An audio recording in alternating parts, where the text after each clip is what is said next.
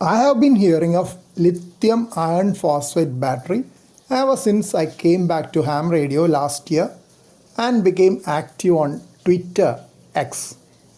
Initially, I used to read it as LiFePO4 battery, and it was only later that I understood that it was lithium iron phosphate battery. It is quite popular among the radio amateurs going for parks on the air activation.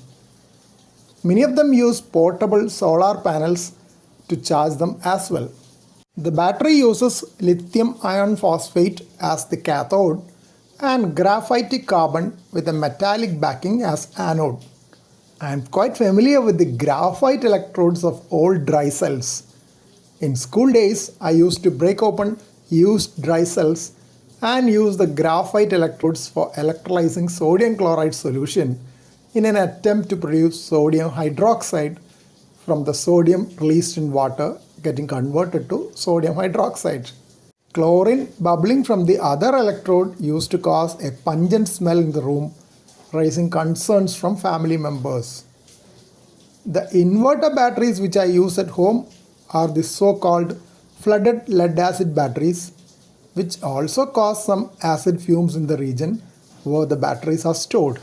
Lithium iron phosphate batteries have relatively lower cost, higher safety, low toxicity, long life cycle, and free of cobalt. Beyond being a source of portable energy for ham radio operations, they find their place in electric vehicles and several other applications. Specific energy of lithium iron phosphate batteries are lower than other common lithium ion batteries like nickel manganese cobalt and nickel cobalt aluminum. While the specific energy of lithium iron phosphate batteries may be around 150 watt-hour per kilogram, those of nickel manganese cobalt batteries may be more than double that value. While the nominal voltage of a lead acid battery cell is 2 volts, the working voltage of a lithium iron phosphate battery is 3.2 volt.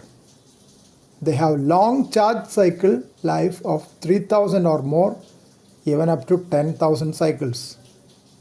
Nickel manganese cobalt type of lithium batteries are supposed to support only 1000 to 3000 charge cycles. Lithium iron phosphate batteries also have a slower rate of capacity loss. There are certain precautions needed for lithium iron phosphate batteries. Charging voltage should not exceed 3.6 volt per cell, and a battery management system is needed to avoid overcharging. No cell should be discharged below a voltage of 2.5 volt, or severe damage will occur due to irreversible deintercalation of lithium iron phosphate into iron phosphate. Thermal and chemical stability is higher for lithium iron phosphate, which improves battery safety. As the bonding of oxygen in the phosphate is stronger, release of oxygen is lower when short-circuited or overheated. Hence, they are less likely to ignite. Lithium iron phosphate batteries are also available in the AA or conventional pentorch battery size, but be cautious about the higher voltage than conventional dry cells.